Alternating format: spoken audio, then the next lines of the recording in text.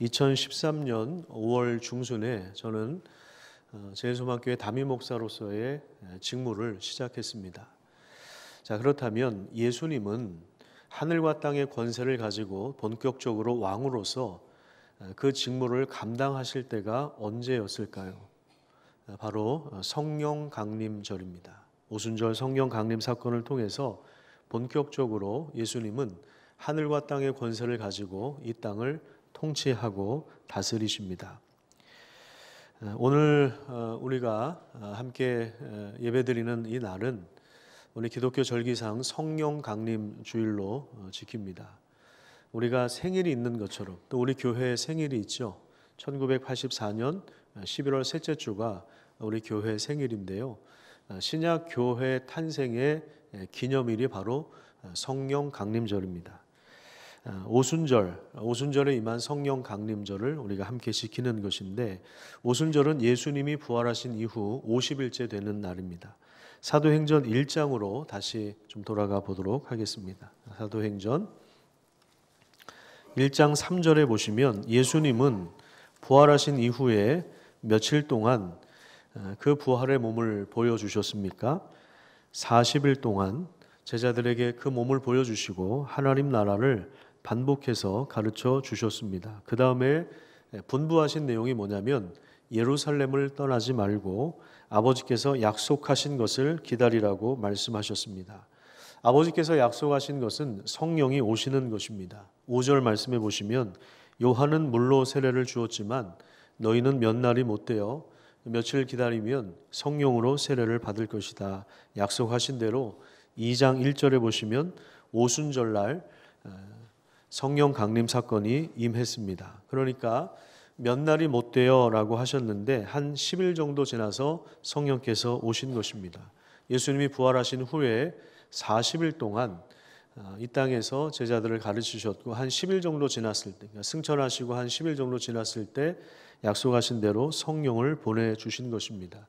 이 오순절 성령 강림 사건이 왜 중요한가 하면 성령이 오시기 전까지 제자들은 세상으로 나갈 준비가 전혀 되어 있지 않았기 때문에 그렇습니다. 능력이 주어지지 않았기 때문입니다. 누가복음 24장 49절에 보면 예수님이 이런 약속을 하셨습니다. 볼지어다 내가 내 아버지께서 약속하신 것을 너희에게 보내리니 너희는 위로부터 능력으로 입혀질 때까지 이 성에 머물라, 이렇게 말씀하셨는데, 여기서 여러분들이 꼭 주목해서 봐야 할 표현은 위로부터입니다. 성령은 위로부터 오시는 하나님이십니다. 이 땅의 것으로는 능력으로 입혀질 수가 없습니다. 오직 위에서부터 성령이 오셔야만 하는 것입니다. 지금 이 표현이 의미하는 바를 오래전 이사야 선지자가 예언했는데요. 32장 1절에 보면 이런 말씀이 나와요. 보라, 장차 한 왕이 공의로 통치할 것이다. 백성들을 다스릴 것이다. 이렇게 말씀하고 있고요. 그 다스림의 결과 15절에 보면 마침내 위에서부터 영을 우리에게 부어주시리니, 여기서 위로부터 영을 부어주신다라고 하는 표현이 나오죠. 이 표현이 아까 누가복음에 나온 표현이고, 그리고 사도행전에 나와 있는 위로부터 그 능력이 부어질 것이다라고 하는 그 말씀이 성취된 것인데, 위에서부터 영을 부어주신 결과가 무엇입니까? 광야가 아름다운 밭으로 변화됩니다. 이것은 만물의 회복을 의미하는 것입니다. 만물의 회복. 먼저 이스라엘이 회복되고 이스라엘의 회복을 통해서 모든 나라가 회복되는 것입니다. 그런 면에서 사도행전 1장 8절 말씀은 굉장히 중요한 분기점이 되는데요. 자, 이 말씀 우리 다 함께 좀 읽도록 하겠습니다. 이 말씀은 여러분들이 계속 반복해서 암송하셔야 될 말씀이고, 자다가 새벽에 일어나도 이것을 되뇌이셔야 됩니다. 자, 같이 한번 읽어볼게요. 시작. 오직 성령이 너희에게 임하시면 너희가 권능을 받고 예루살렘과 온 유대와 사마리아와 땅끝까지 이르러 내 증인이 되리라. 여러분, 성령의 능력을 힘입어 살아가시기를 간절히 축복합니다. 하나님 우리 인생을 통해서 온 세상 땅끝까지 이르러 주님의 증인으로 우리를 세워주십니다. 우리 성령의 능력을 입지 않으면 결국에는 내 자신의 문제로, 내 자신의 욕망의 문제로 씨름하다가 결국에 인생을 낭비할 수밖에 없는 것입니다. 오직 성령의 능력을 입을 때 예루살렘뿐만 아니라 유대와 사마리아와 땅끝까지, 즉 모든 만물이 회복되는 그런 하나님이 하시는 일들 가운데 우리가 참여할 수가 있는 것입니다. 그 일이 있어서 예수님이 제자들을 향해서 내 증인이 되리라. 다시 한번 따라해서요. 내 증인이 되리라. 자, 그러니까 이건 제자들의 의지에 달려 있는 것이 아니고요. 하나님이 그렇게 하시겠다는 겁니다. 하나님이 그렇게 하시겠다고 하셨으니 이 말씀이 실제로 이루어집니다. 중요한 건 뭐냐면 우리가 이 말씀을 실제로 믿음으로 받아들이고 그렇게 서는 것이죠. 예수님의 죽으심과 부활로 하나님 나라가 실제로 이 땅에 임했고 그 나라가 시작되었다는 사실을 우리가 증언하는 삶을 살도록 하나님은 우리를 부르신 것입니다.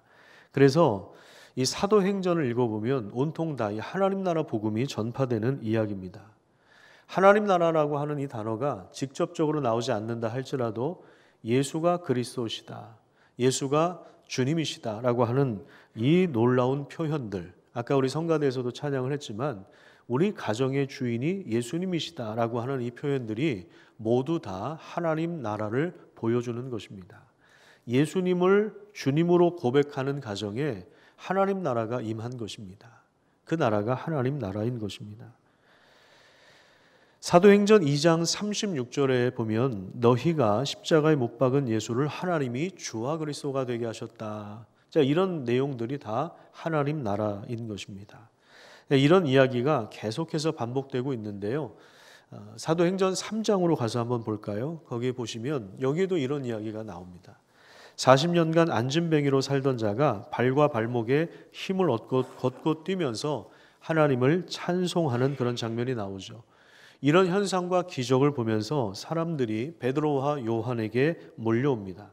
그때 베드로가 이렇게 증언을 합니다. 12절 말씀해 보시면 왜 이 일을 놀랍게 여기느냐, 마치 이것이 우리 개인의 권능과 경건으로 이 사람을 걷게 한 것처럼 왜 우리를 주목하느냐. 자, 이렇게 이야기를 하죠. 무슨 말이냐면 지금 40년 동안 성전 문 앞에 앉아있던 사람이 일어나게 된 이 기적은 베드로나 요한이 일으킨 기적이 아니라는 것입니다. 자, 그러면 이 능력이 어디서 온 것입니까? 13절에 보시면 하나님이 그의 종 예수를 영화롭게 하셨다. 여기에 이제 핵심이 있는 거죠. 하나님이 예수를 죽음의 자리에서 일으키시고 승천하게 하셨는데 그 예수님의 이름으로 말미암아, 그 예수님의 능력으로 말미암아 이 사람이 일어나게 되었다라고 하는 것입니다. 그러니까 부활하신 예수님께서 그 능력으로 이 사람을 낫게 한 것입니다. 16절에도 보면 그 이름을 믿음으로 그 이름이 너희가 보고 아는 이 사람을 성하게 하였나니 예수로 말미암아 난 믿음이 너희 모든 사람 앞에서 이같이 완전히 낫게 하셨느니라. 그러니까 목사도 마찬가지죠. 목사는 예수 그리스도의 이름을 전해주는 사람입니다. 예수 그리스도께서 하신 말씀을 증언하는 사람입니다. 그러면 이 목사에게서 능력이 나오는 것이 아닙니다. 목사들이 기도를 많이 한다고 해서, 목사들이 신령하다고 해서 거기서 능력이 나오는 것이 아니라 그리스도의 말씀을 선포할 때 그리스도의 이름과, 그러니까 이름이라고 하는 것은 그분의 존재를 말하는 것이죠. 그분의 임재를 말하는 것인데 부활하신 그리스도께서 역사하실 때 그 사람이 낫게 되는 것입니다. 사도들은 기적을 일으킬 수가 없습니다. 개인기를 부려서 기적이 일어나는 것이 아닙니다. 그래서 사도들이 여기서 강조하고 있는 게 뭐냐면 왜 우리를 주목하느냐 이거죠. 그저 사도들은 하나님이 일하고 계신 것을 보는 것입니다. 그들은 매일 정기적인 기도 시간에 성전으로 올라갔습니다. 근데 거기에 성전에도 문이 여러 개가 있었는데 미문이라고 하는, 그러니까 그 문이 굉장히 아름다웠나 봅니다. 그러니까 사람들이 이름을 붙인 거예요. 아름다운 문, 미문. 그런데 그 앞에 앉아 있었던 앉은뱅이는 아름다운 모습은 아니었겠죠. 미문에 앉아 있던 앉은뱅이는 10년 전에도 구걸했고 5년 전에도 거기 앉아서 구걸했고 10일 전에도 구걸했고 그저께도 구걸했고 오늘도 구걸하고 있었는데, 그런데 어느 날 성령께서 사도들에게 그 사람을 보게 하신 것입니다. 그러니까 하나님이 일하고 계시는 거예요. 하나님이 일하고 계신 것입니다. 그 사람이 믿음으로 받아들일 수 있도록 하나님이 역사하고 계신 거예요. 그러니까 어느 날 사도들은 그걸 본 것입니다. 여러분, 하나님이 지금도 일하고 계시다는 사실을 믿으시기를 간절히 축복합니다. 믿음은 그걸 보는 능력이죠. 그걸 보는 거예요. 아, 하나님이 일하고 계시는구나. 5장 12절도 한번 볼까요? 거기 보시면 하나님께서 사도들의 손을 통해서 민간의 표적과 기사가 많이 일어나게 하셨습니다. 그러니까 여러 가지 기적이 일어났습니다. 그래서 믿는 사람들의 수가 점점 더 많아졌습니다. 오순절 성령 강림 사건 이후에 성령의 능력을 받은 이 제자들을 통하여 교회가 점점 더 성장하고 있고 말씀은 왕성해지고 있습니다. 그리고 우리 지난주에 살펴봤던 것처럼 그 공동체 안에 가난한 사람이 없었다고 이야기하죠. 그러니까 재산을 가진 사람들이 어떤 자신의 그 재산을 가지고 자기가 쓸 그러한 그것만 남기고 이웃의 필요를 돌아본 것입니다. 그래서 서로의 필요를 돌보며 가난한 사람이 없을 정도로 심플한 그런 삶을 살았습니다. 이런 진실한 공동체가 세워지는데 그래서 예루살렘의 큰 부흥의 역사가 계속해서 지금 일어나고 있는 거예요. 물론 이런 하나님의 역사를 방해하는 그러한 저항하는 세력도 있었습니다. 우선 종교 권력자들입니다. 사두개파 사람들이 이 부활을 이 사람들은 믿지 않거든요. 그러니까 예수님의 부활을 증언하는 것이 못마땅한 거예요. 그래서 사도들을 붙잡아 놓고 다시는 부활하신 예수를 전하지 못하도록 위협하기도 하고 채찍질을 하기도 했습니다. 자, 그리고 사도행전 5장에 보면 유명한 사건이 나오죠. 아나니아와 삽비라 이 부부가 거짓말을 합니다. 베드로가 지적을 했는데 그 일로 인해서 죽었어요. 여기서 핵심이 뭐냐면 5장 3절입니다. 5장 3절을 보시면 누구를 속였다고 이야기하고 있습니까? 성령을 속였다는 것입니다. 공동체 안에 시기와 질투와 그리고 자기 명예와 자기 실력을 증명하고 싶은 자들로 인해서 어려움이 있었다는 것을 보게 되는 것이죠.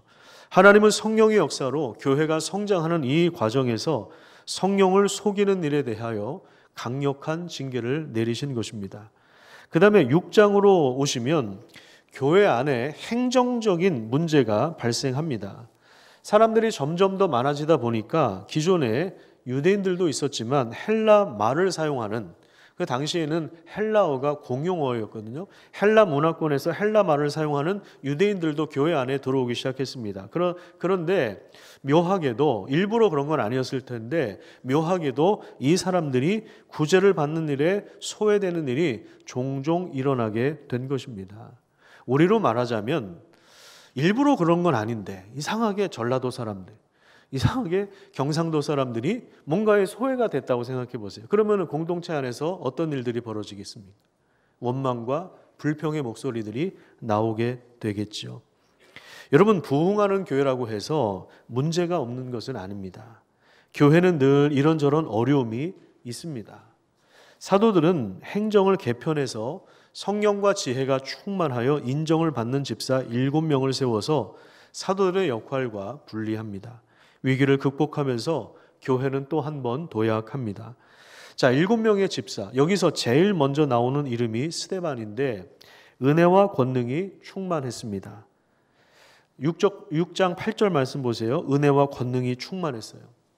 지금 성령께서 교회에 개입하셔서 직분자를 세우고 제도와 시스템을 마련한 이유는 그것은 교회를 통하여 하나님이 만물을 새롭게 하시고 회복하게 하시는 일을 하시기 위하여 그 일들을 서포트하기 위한 그 일을 잘 감당하기 위한 효율적으로 잘 감당하기 위하여 제도를 세우시고 그리고 교회 정관을 만들게 하시고 그리고 직분자를 세우게 하는 것이지 그거 자체가 목적이 아닙니다.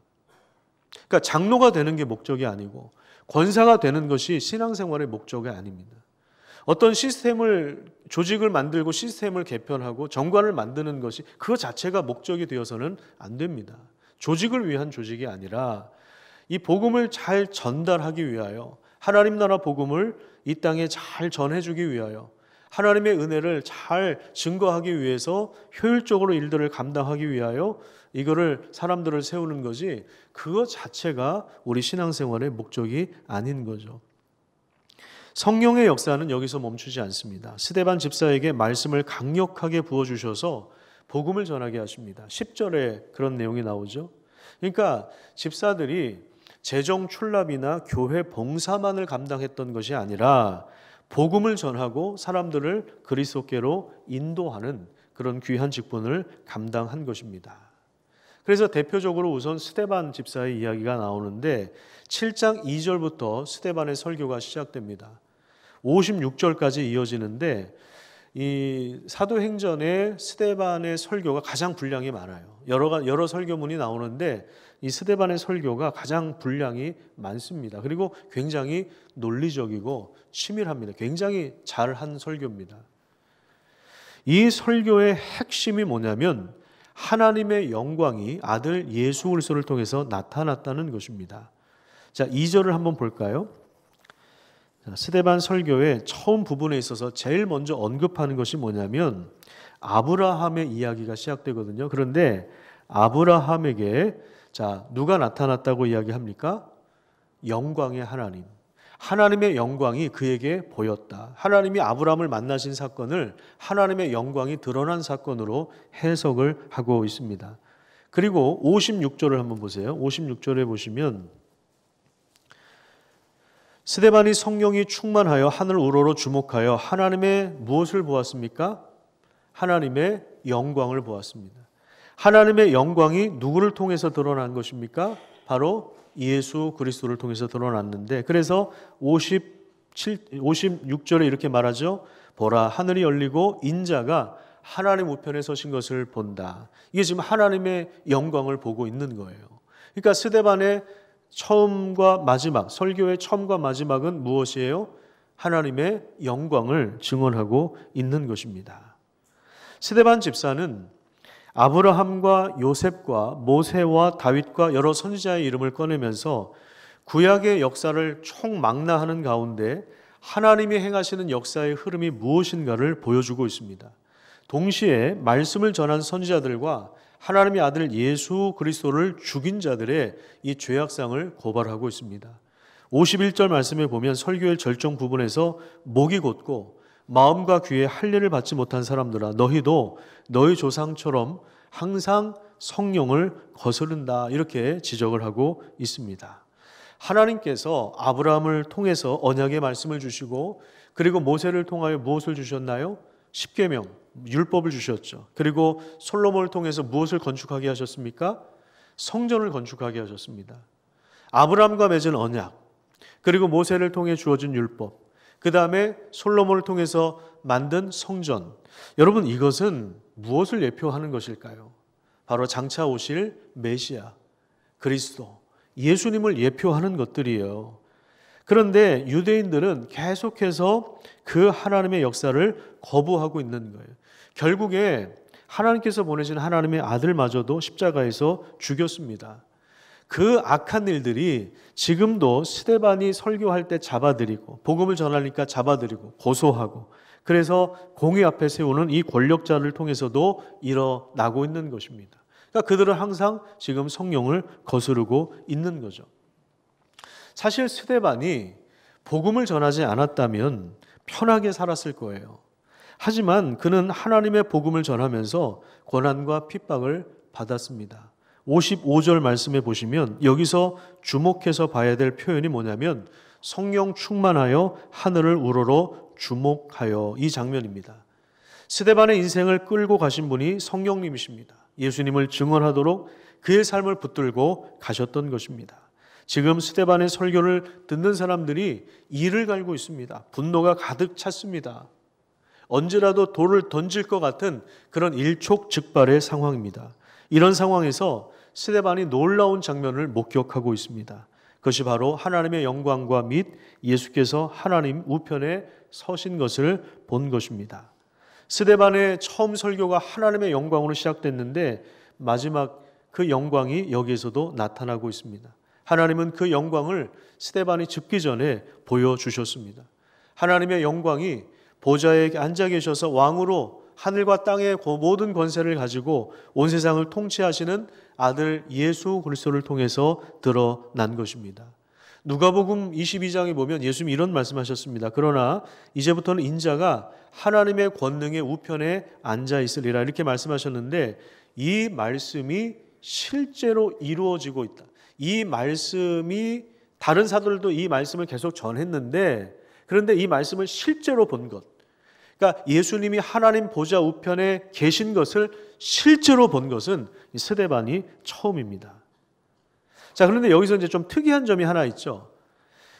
예수님이 보좌 우편에 앉아 계시지 않고 지금 어떻게 하고 계십니까? 일어서셨습니다. 예수님이 일어서셨어요. 여러 가지로 이제 해석을 할 수가 있는데, 어떤 분은 스데반이 이제 죽음을 앞두고 있기 때문에 스데반이 죽으면 그 영혼을 데리고 가시려고 일어나셨다, 이제 이렇게 해석하는 분들도 있고요. 그만큼 지금 스데반이 지금 상황이 급박하게 돌아가시니까 지금 앉아 있을 수가 없었던 거예요. 여러분, 축구를 볼 때도 코너킥을 해서 늘 것 같으면 어떻게 해요? 일어나시잖아요. 그렇죠? 급박하면은 그런 것처럼 지금 상황이 앉아 있을 수가 없는 거예요. 예수님이 일어나셨습니다. 예수님이 일어나셨어요. 스데반은 마지막으로 사람들에게 증언한 것이 자기가 본 것을 증언했거든요. 하나님의 아들 예수께서 보좌에서 일어나 계셨다라고 하는 사실. 이분이 우리의 왕이신데 그분이 일어나고 계셨다. 그렇게 이야기를 하니까 결국에 이 말 때문에 이게 이제 트리거가 된 거예요.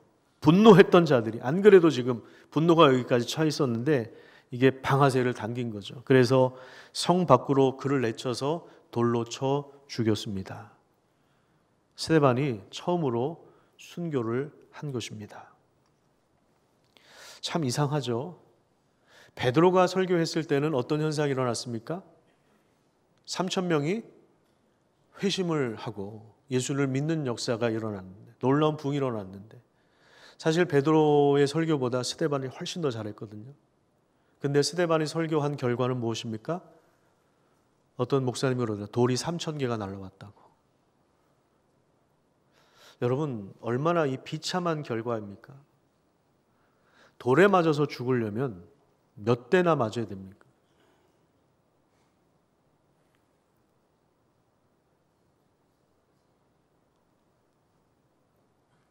그런데 이 스데반의 죽음으로 끝나지 않아. 나중에 이 스데반을 장사하면서 경건한 사람들이 굉장히 크게 통곡했다고 이야기합니다. 그만큼 스데반이 성령으로 충만했던 사람이고 교인들에게 신뢰를 받아서 이 젊은 집사가 7 집사의 한 사람으로 포함이 될 만큼, 그리고 하나님이 그를 통해서 복음이 계속해서 전파되게 하죠. 성령으로 충만했던 사람인데 하나님이 이렇게 일찍 데려가신 것입니다. 그 이후에 교회에 큰 박해가 일어나죠. 3절을 한번 보시면 스데반을 죽인 일에 앞장섰던 사울이 교회를 어떻게 했다고 이야기합니까? 교회를 잔멸했습니다. 이 단어는 어떤 의미냐면 마치 이런 장면이에요. 멧돼지가 밭을 완전히 뭉개놓는, 짓밟아 놓는 그런 장면을 묘사하는 단어입니다. 심한 박해가 일어나서 결국에 성도들이 흩어지는 것입니다. 자, 그런데 1절을 한번 보세요. 어디로 흩어졌습니까? 어디로 흩어졌다고 이야기합니까? 호게동으로? 그때 호게동까지는 오지 못했고 유대와 사마리아 모든 땅으로 흩어졌습니다. 참 놀랍지 않습니까? 사도행전 1장 8절 말씀, 예루살렘과 온 유대와 사마리아와 땅끝까지 이르러 내 증인이 되리라. 지금 그 장소로 사람들이 이동하고 있는 거예요. 본인들이 원해서 흩어진 건 아니겠죠. 갑작스럽게 박해가 일어나니까 흩어졌는데 하나님이 이 모든 상황을 주관하고 계시는 것입니다. 예루살렘과 온 유대와 사마리아와 땅끝까지 가서 증인이 되도록 하시는 것입니다. 여러분, 우리 시대에 우리는 지금 핍박을 받지는 않습니다. 하지만 우리가 있는 그 자리가 하나님 보내신 자리이며 땅끝이라고 하는 사실을 기억하고 그 자리에서 예수님을 증언하시기를 간절히 축복합니다. 예수님 때문에 내 인생이 이렇게 달라졌어. 아직 나도 불완전하지만 예수님을 믿는 이유는 난 이런 거야. 이런 것 때문에 나는 예수님을 믿어. 예수님 때문에 하나님 나라가 시작되었는데 난 그걸 실제로 믿어. 이렇게 하면서 우리가 그 사실을 지혜롭게 알려주는 것입니다. 실제로 4절부터 보시면 흩어진 사람들이 두루 다니면서 하나님 나라 복음을 전하는데 그 다음에 이제 두 번째로 소개하는 집사가 빌립이에요. 스데반에 이어서 빌립을 소개합니다. 빌립이 어디로 갔다고 이야기합니까? 사마리아 성에 들어가서 그리스도를 전하는데요. 자, 6절에 보면 말씀이 전해지는 현장에 무엇이 일어났습니까? 기적이 일어나고 있습니다. 귀신이 떠나고 중풍병자와 못 걷는 사람이 나음을 입었습니다. 그러니까 예수님이 복음서에 행하신 그 놀라운 기적들이 재현되고 있는 것입니다. 예수님을 전하는 그 현장에 이런 기적이 재현되고 있는 거예요. 그래서 8장 8절에 보면 사마리아 성에 무엇이 넘쳤다고 이야기합니까? 그 성에 큰 기쁨이 함께 했습니다. 지금도 성령 하나님은 우리를 증인으로 세우십니다. 예수가 그리스도시고 하나님의 아들이시고 그리고 죽음에서 부활하셔서 하나님 나라를 시작하신 분으로 증언하게 하시는 것입니다. 복음을 부르는 삶으로 저와 여러분들이 우리가 함께 부르심을 받았다는 사실을 여러분 기억하시기를 간절히 축복합니다. 이 복음을 전할 때 거기에 기쁨이 가득 넘치는 것입니다. 8장 8절을 기억하시기 바랍니다. 그 성에 큰 기쁨이 있더라. 안양이라고 하는 도시에 큰 기쁨이 함께하기를 간절히 축복합니다. 이렇게 하면 또 3본에 사시는 분들이 다 포함하고 있는 거니까 3본 얘기하면 또 수원도 얘기하고 그래야 되니까 다 포함되고 있는 거예요. 하나님은 지금도 복음을 통해서 역사하십니다. 사람들을 구원하십니다. 하나님 나라로 들어갈 수 있도록 지금도 하나님이 일하고 계십니다. 자, 그 뒤에 말씀에 보면 12절에 빌립이 하나님 나라와 및 예수 그리스도의 이름에 관하여 전도할 때 그 사실을 놀랍게도 받아들이고 그래서 세례까지 받는 그런 사람들이 생겨나기 시작했습니다. 사실 이 소식은요, 예루살렘에 있던 사도들에게도 굉장히 놀라운 일이었습니다. 그래서 베드로와 요한을 파송합니다. 그래서 두 사도를 보내셔서 그 다음에 이제 성령을 받도록 하시는데 우리는 여기서 오순절 성령 강림 사건의 성격을 파악할 수가 있어요. 우리 도표를 한번 좀 보겠습니다. 여기 보시면 오순절 성령 강림 사건은 역사상 단 한 번 이루어진 거예요. 단 한 번 이루어진 것입니다. 이건 반복되는 것이 아닙니다. 그러니까 하나님 오순절 성령 강림 사건이 또 일어나게 해주세요. 이건 올바른 기도가 아닙니다. 이거는 다시 반복되지 않아요.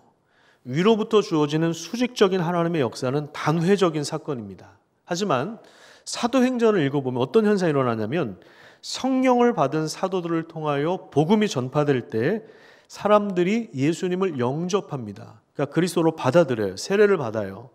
이 과정에 누가 오시냐면 성령님이 오시는 거예요. 이것을 지금 사마리아 성읍의 사람들을 통해서 보게 되는 거죠. 그러니까 오순절 성령 강림 사건을 통하여 성령의 충만함을 입은 제자들을 통하여 복음이 전파될 때 복음 전해지는 그 현장에 성령께서 오시는 거예요.